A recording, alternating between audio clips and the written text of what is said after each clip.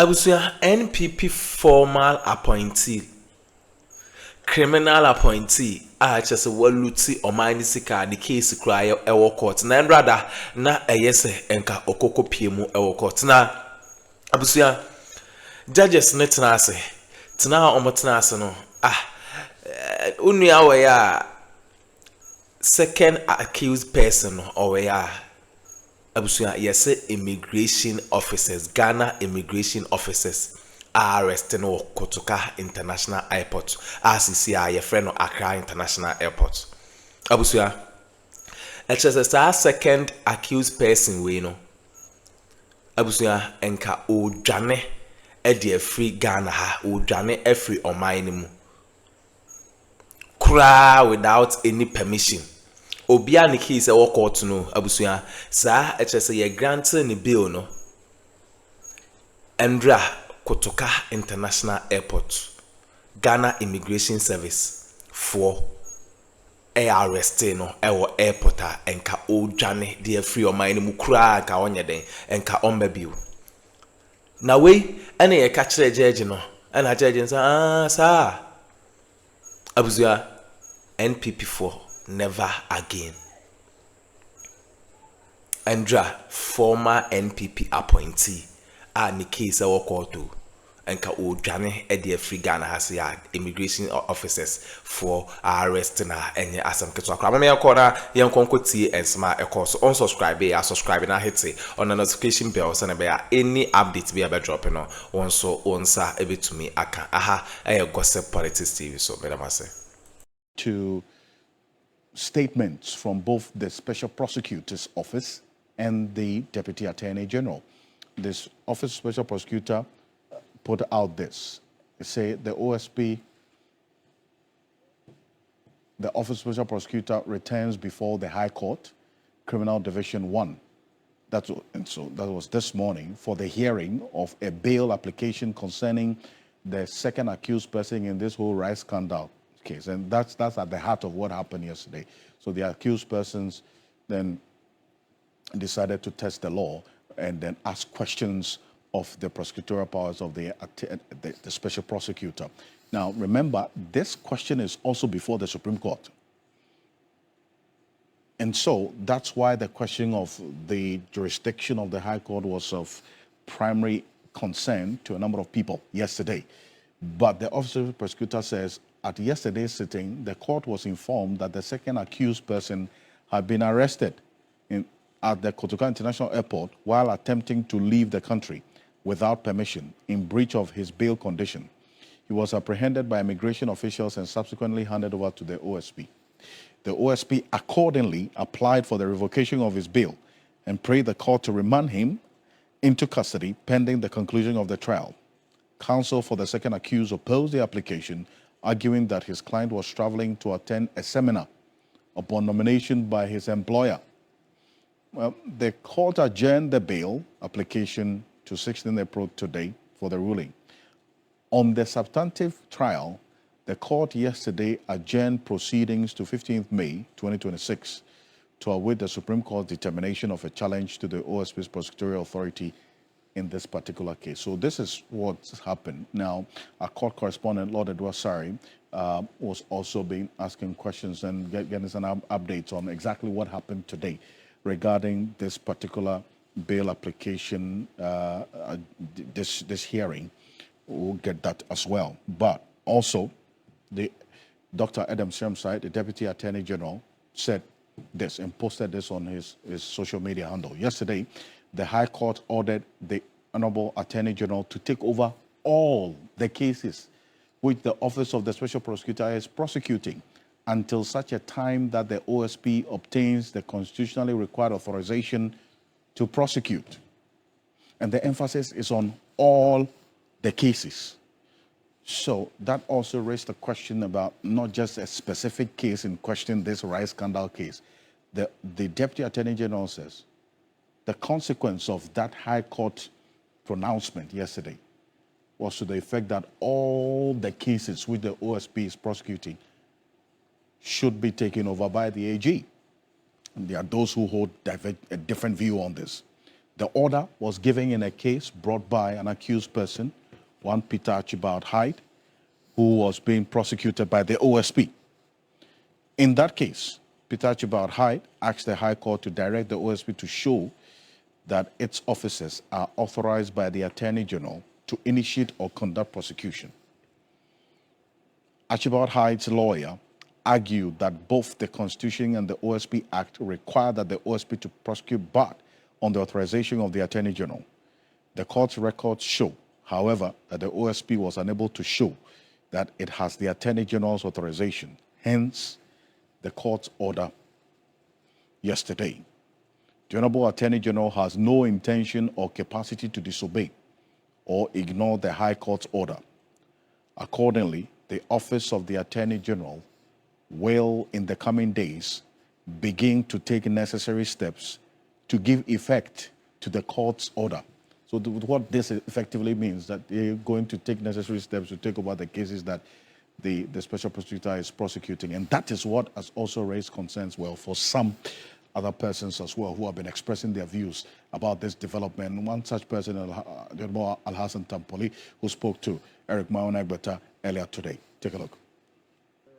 One of the planks, the few planks of the fight against corruption is the potent office of the special prosecutor. Now, the way manner that people are going or coming after the office of the special prosecutor, especially government officials, and in this particular instance, the office of the Attorney General, the way and manner that they are coming after the office. And in this case, I'm not even talking about the special prosecutor himself. The way that they want to completely obliterate the office tells me that it's a clear government agenda. Even right down from the president. Yeah, I think that because if the president is not happy about it, if you go to Article 58, it says that executive power is vested in the president, and the president can either choose to act directly or indirectly through subordinates of his.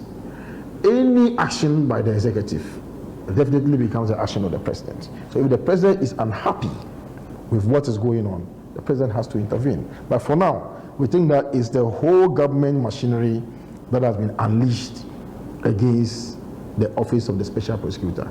And I think that also tells us about how impotent the government has become in the fight against corruption. It was going to be my next question as to what this means about their corruption fight and that oral mandates, if I can call it a mandate, that oral claim that they are going to recover the loot, and then now the OSP is... No, but isn't it ironic that people are working with oral?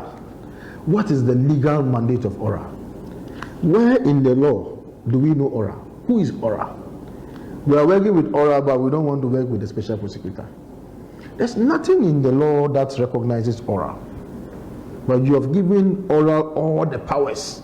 And the Attorney General has reviewed the reports of oral and said that there is a lot of garbage from that report, meaning that the Attorney General is working with the report of oral. But you don't want to recognize a body that has been created by the Parliament of the Republic of Ghana. And all the Attorney General is going to do is to give them the necessary fiats. And all this hula baloo will be gone. It takes just one letter, like the one Gloria Kufu did to the NPA, that's it. Lastly, on the judiciary, because today that substantive case of the Supreme Court should have been heard, but we found out that the courts gave the AG an extension in time to file processes and what have you. Should the justices have been minded of that pronouncement by the High Court judge and trying to bring about sanity, because you mentioned murkiness, and trying to bring about sanity within the judicial space by using today's hearing as an opportunity to perhaps address something? Well, I'm thinking the Supreme Court could have, if maybe that matter had been brought before the judges who sat on the case. Maybe they would have been minded to issue consequential orders, but I'm not too sure that was an issue that had come before the Supreme Court. So maybe if the Supreme Court didn't pronounce on it, it may likely be the case that such a matter hadn't been urged on the court. But that notwithstanding, the Supreme Court can still proceed. What I thought should happen right now is that the Office of the Special Prosecutor that applied to join the action and the Supreme Court declined, the Supreme Court should have given them an opportunity to join the case and to make an argument in favor of the continuance of Office of the Special Prosecutor. What it means is that the plaintiff, who is known to have association with the Deputy Attorney General, and he works in the Deputy AG's law firm, private law firm, has come before the court.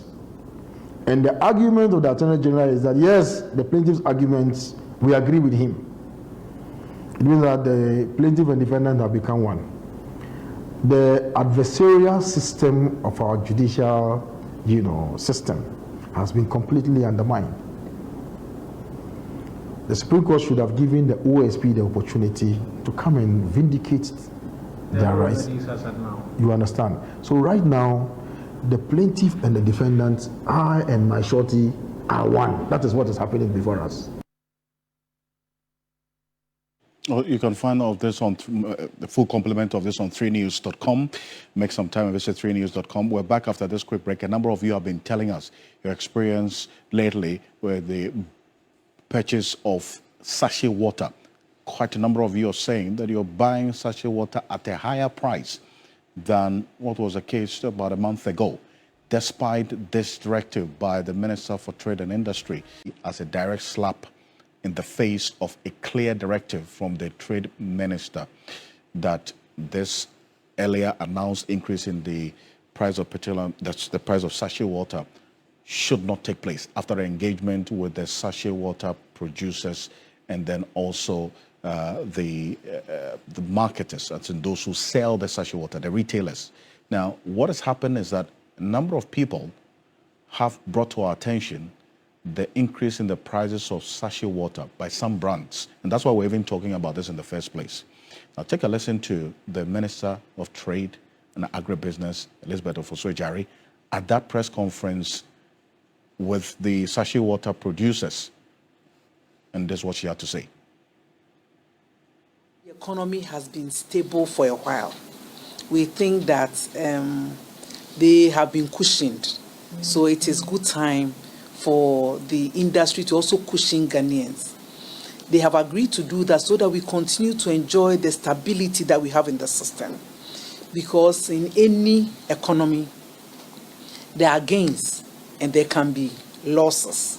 Don't worry, this is temporary. I think that this economy is resilient enough to bounce back quickly so that you make the returns on your investment. So on that note, distinguished ladies and gentlemen, sachet water sellers, retailers, wholesalers, the prices remain the same. She said the prices remain the same, 50 pesos. But some of you say, no, that's not what's happening. That's not your reality.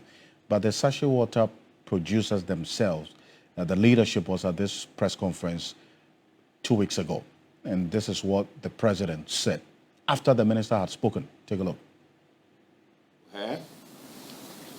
And considering the fact that sachet water is a basic necessity for over 33 million Ghanaians, yes, we are losing money if we go back to the old price, but then for the fact that we love Ghana and Ghana must thrive, we've decided to absorb the shock and keep the old prices for at least a month or two.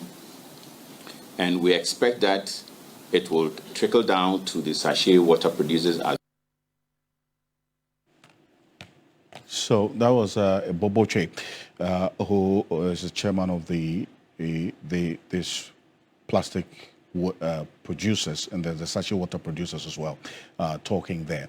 And the decision then, just about 2 weeks ago, was that they were going to stay the prices for the next 1 month or two to monitor what happens on the global scene as a result of the increasing prices that they're having to face that influences the cost of production. or some members of the general public have been telling us what their experience is. And we spoke to one of them who actually walked up to us to tell us this. And so we decided to put a question on social media. I'll get to the reactions on social media in a bit, but just take a look at this. I see no reason why we should sell Sachet water with 1 CD in this country, whereby the water, we get the water from this, our own land here. Maybe the rubber that might think that might come from somewhere, but looking at it, I think that it's unfair to increase the Sachet water.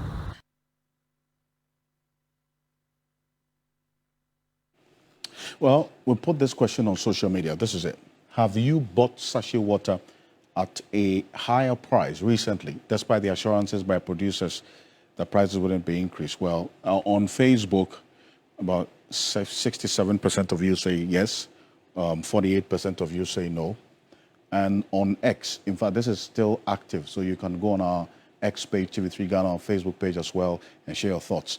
51% of you respondents on X say yes, you have experienced an increase in the prices, and in fact, I beg your pardon, 51% of you say no, and 49% of you say yes, you have experienced an increase.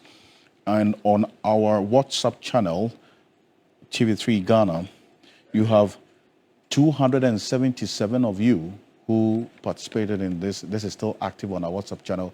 277 of you say yes, you have bought sachet water at an increased price, and 93 of you say no, you haven't. So as I indicated, this is not a wholesale increase in the sachet water prices. So obviously some would still have the experience of buying it at 50 pesos, others are buying it higher. But what is instructive is that there are more of you, at least with this outcome of our poll, that say you are buying it at a higher price. This is why I bring in Appointee Addo, Executive Director of CATS International, also is a policy analyst. But Addo, thank you for joining us here on Ghana Tonight.